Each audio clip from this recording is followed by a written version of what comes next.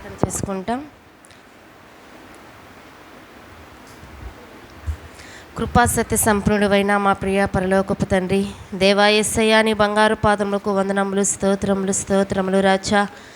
అయా ఈ యొక్క దినమున నా తండ్రి, నీవు సిలువలో పలికినటువంటి అయా 7 మాటలు నా తండ్రి మేము నాయన ధ్యానించబోచున్నాము నా తండ్రి. అయా ఇప్పుడు వరకు నాయన 2 మాటలు ధ్యానించుకుని ఉన్నాము. 3వ మాటలో నా తండ్రి నన్ను నిలబెట్టినందుకు నీకు వందనములు, స్తోత్రములు నాయన. అయ్యా ఇక్కడ నిలబడి నాయన నేను కాదు నా తండ్రి మాట్లాడేది, మీరు నాతో మాట్లాడమని నేను అడుగుచున్నాను. సహాయమును దయచేయండి అయ్యా. ఈ లోకానుసారముగా నా తండ్రి యేసయ్యా నీవు పలికినటువంటి 3 మాటలు నా తండ్రి అయ్యా ఈ లోకానుసారముగా పలికి ఉన్నావు నాయన. అయ్యా ఈ మాటలను నా తండ్రి మేము నాయన ధ్యానించుకొని నా తండ్రి అయ్యా నిన్ను నా తండ్రి మేము స్మరించుకునే వారం కొనుటకు సహాయమును దయచేయమని, ప్రతి ఒక్కరూ నా తండ్రి శ్రద్ధగా విని గ్రహించే వారం కొనుటకు సహాయమును దయచేయమని, అతి త్వరలో రానియున్న నజరేయుడైన యేసు శ్రేష్టమైన నామములో అడిగి వేడుకుని వినయముతో బతిమాలుకొనుచున్నాము తండ్రి. ప్రభువైన యేసుక్రీస్తు నామములో మీ అందరికీ నా హృదయపూర్వక వందనములు తెలియజేయుచున్నాను. ఇక్కడ నిలబడి నా ఫాస్టమ్మ గారు కూడా ప్రత్యేకమైన వందనాలు తెలియజేయుచున్నాను. యేసుక్రీస్తు ప్రభువారు సర్వమానవాళి నిమిత్తము కొరకు మన పాపములు నా పాపములు దోషములు నిమిత్తము కొరకు ఈ యొక్క దినమున కలువరిగిరిలో సిలువ వేయబడి పలికినటువంటి 7 మాటల కొరకు మనము ఇప్పుడు ధ్యానించబోచున్నాము. ఇప్పుడు వరకు 2 మాటలు ధ్యానించి ఉన్నాము.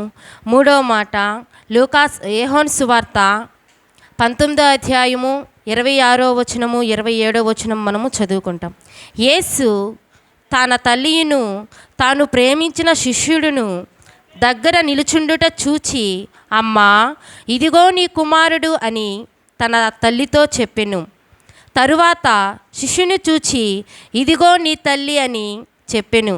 ఆ గడియ నుండి ఆ శిష్యుడు ఆమెను తన ఇంట చేర్చుకొనెను.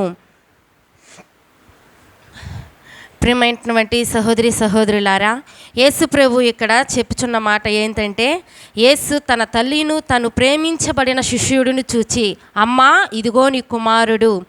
అంటే ఈ లోకంలో మనము జీవిస్తున్నామంటే ఒకరి పట్ల ఒకరు మనము ప్రేమ కలిగి ఉండాలి. యేసు ప్రభు వారు ఎక్కువగా మనకు ఈ మాటను బట్టి మనకు 2 విషయాలు అయితే ఇక్కడ ఎక్కువగా అర్థమవుతున్నాయి. 1 ప్రేమ, 2 బాధ్యత.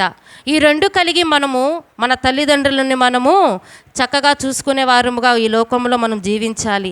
దేవుడే చెబుతున్నాడు, తన సమయంలో ఎంతో శ్రమతో ఎంతో ఇబ్బందులతో బాధపడుచున్నాడు కదా.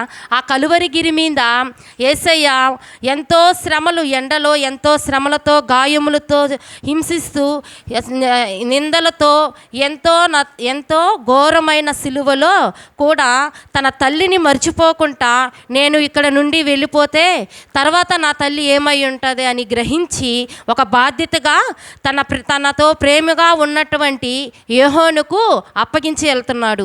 మనం ఈ లోకంలో మనము కూడా మన తల్లిదండ్రుల్ని, మనకు జన్మనిచ్చిన తల్లిదండ్రులను మనం ఎంతో ప్రేమగా మనము చూసుకోవాలి. మన ఇరుకులు ఇబ్బందులు ఎన్ని ఉన్నప్పటికీ కూడా మనము వాళ్ళని ప్రేమగా చూసుకునే వారముగా మనము ఈ లోకంలో జీవించాలి. తన తండ్రి ఈ లోకంలో పరిశుద్ధాత్మ వలన యేసు ప్రభు వారు మరియమ్మ జన్మించి ఉన్నది. అది చూచుకుంటా లూకాసు సువార్త 1వ అధ్యాయము 34వ వచనం చూసుకుంటాం.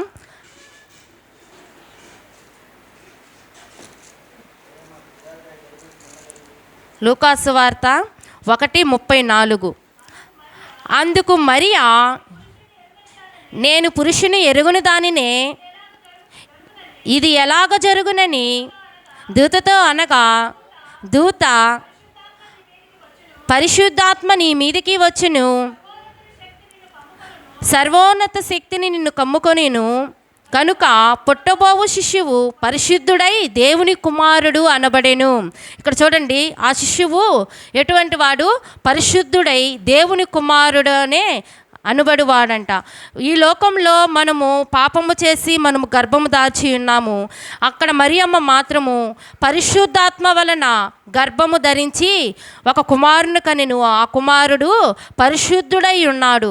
ఆ పరిశుద్ధుడు తన ఈ లోకంలో 33.5 సంవత్సరము ఈ లోకంలో ఉండి పరిచర్య చేసి తన మన సర్వమానవాళ పాపముల నిమిత్తము కొరకు, నీ కొరకు నా కొరకు మనము చేసి ఉన్న పాపముల కొరకు తను మరణిస్తూ తన తల్లిని విడిచిపెట్టి వెళ్ళేటప్పుడు అక్కడు తన ప్రేమగా తన తల్లిని చెప్పి తన బాధ్యతగా తన ప్రేమించినటువంటి యోహోనుకు, తన శిష్యుడైన యోహోనుకు చెప్పుచున్నాడు. అటువంటి బాధ్యత మనము ఈ లోకంలో మన తల్లిదండ్రుల పట్ల మనం కలిగి ఉండాలి. అదే విధముగా నిర్గమాకాండము 20వ అధ్యాయము 12వ వచనం కూడా మనం చదువుకుంటాం.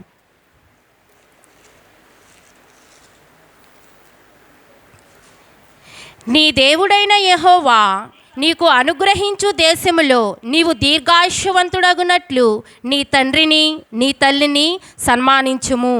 నీ తల్లిని నీ తండ్రిని సన్మానించుము అంటే ఒక శాల్వా కప్పి ఒక పూలమాలేసి సన్మానించటం కాదండి. సన్మానించటము అంటే మనం ఈ లోకంలో జీవించినంత కాలము మన తల్లిదండ్రుల పట్ల మనము ప్రేమ కలిగి బాధ్యత కలిగి మనము నడుచుకోవాలని దేవుడు ఇక్కడ మనతో చెప్పుచున్నాడు. ఈ సిలువలో పలికినటువంటి 7 మాటలు, 3 మాటలు మన కొరకు మన ఈ లోకంలో మనము ఏ విధముగా ఉన్నామో అనే సాదృశ్యాన్ని బట్టి ఈ 3 మాటలు దేవుడు మనతో పలుకుచున్నాడు. నీ దేవుడైన యెహోవా నీకు అనుగ్రహించు దేశంలో నీవు దీర్ఘాయుష్యవంతుడు అగునట్లయితే నీ తల్లిని నీ తండ్రిని నీవు సన్మానించాలి. ఈ లోకంలో మనము దీర్ఘాయుష్యవంతులుగా అంటే మంచి ఆరోగ్యము కలిగి మంచి మార్గంలో మనం నడుచుకోవాలంటే మనకు తల్లిదండ్రుల దీవెనలు, తల్లిదండ్రుల ఆశీస్సులు మనకైతే కావాలి. ఇటువంటి జీవితాన్ని మనము నీవు నేను నడుచుకోవాలి. ఇటువంటి జీవితంలో మనము నడవాలని యేసయ్య మన కొరకు ఎంతో అటువంటి ఘోరమైన శ్రమలను పొందుతా అటువంటి గాయముల చేత దెబ్బల చేత ఎంతో హింసించబడుతున్నప్పుడు కూడా నీవు ఈ లోకంలో దీర్ఘాయుష్యవంతుడు ఉండునట్లయితే నీ తల్లిని నీ తండ్రిని నీవు సన్మానించుము అని చెప్పని దేవుడు పలుకుచున్నాడు. అదే విధముగా కీర్తనలు 127 3-4 వచనాలు చదువుకుంటాం. అక్కడ బాధ్యత కలిగి ఉంటుంది. యేసు ప్రభు ఎక్కువగా మనకు ప్రేమ గురించే దేవుడు మనతో మాట్లాడుచున్నాడు. ఒకరిని పట్ల ఒకరు ప్రేమించుకోవాలి అని చెప్పని దేవుడు ఎంతో చక్కగా అక్కడ రాసి ఉన్నాడు. చూడండి 127 3-4 వచనములు. కుమారులు యెహోవా అనుగ్రహించు స్వాస్యము, గర్భఫలము ఆయన ఇచ్చు బహుమానమే. కుమారులు దేవుడు ఇచ్చినటువంటి కుమారులను దేవుడు మనకు గర్భఫలము ఇచ్చినాడంటే ఆయన ఇచ్చిన సాస్యము, అటువంటి బహుమానమును మనము పొందుకొని ఉన్నాము కదా ఈ లోకంలో. అటువంటి పొందుకొని ఉన్నాము కనుక మన బిడ్డలు మనం ఎంత చక్కగా ప్రేమగా చూచుకున్నట్లయితే మన బిడ్డలను కూడా మనము చక్కగా చూచుకుంటారు. అటువంటి జీవితంలో మనం నడుచుకోవాలని యేసు ప్రభు వారు ఇక్కడ అనేక మారులు ఈ బైబిల్లో గ్రంథములో ప్రేమ గురించి బాధ్యత గురించి రాసించి ఉన్నారు. ప్రేమ బాధ్యత కలిగి మన తల్లిదండ్రులని మనము చూచుకోవాలి. యోహాను సువార్త 13:34 వచనములు చదువుకుంటాం.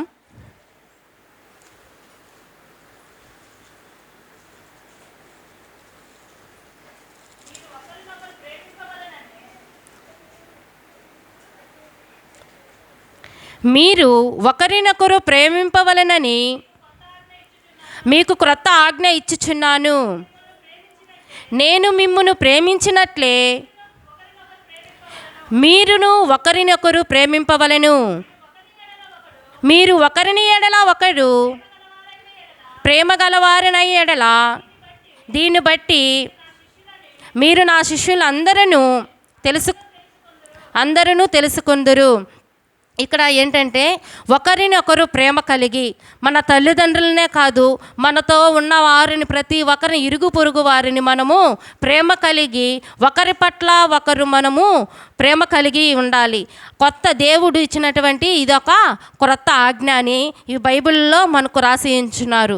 నేను మిమ్మును ప్రేమించినట్లే మీరును ఒకరినొకరు ప్రేమించండి. యేసయ్య మనల్ని ఎంతగానో ప్రేమించున్నాడు కదా. ఈ లోకంలో మనం ఈ క్షణంలో ఊపిరి పీల్చుకుంటూ ఇక్కడ మనం జీవిస్తున్నామంటే కేవలం యేసయ్య మన పట్ల చూపించినటువంటి ప్రేమయే. అటువంటి ప్రేమను మనము కూడా ఒకరి పట్ల ఒకరు మనము ప్రేమ కలిగి నడుచుకోవాలని యేసయ్య మనకు చెప్పుచున్నాడు.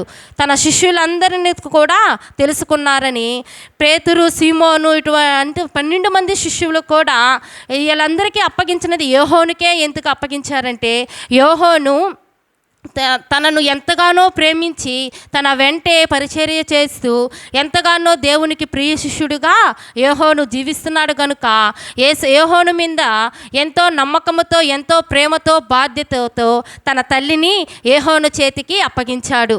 ఇటువంటి జీవితమును నీవు నేను మన తల్లిదండ్రులను చక్కగా దేవుడు చెప్పినటువంటి విధముగా చక్కగా చూచుకోవాలని మీ అందరికీ ప్రభువు పేట నేను మనవి చేయుచున్నాను.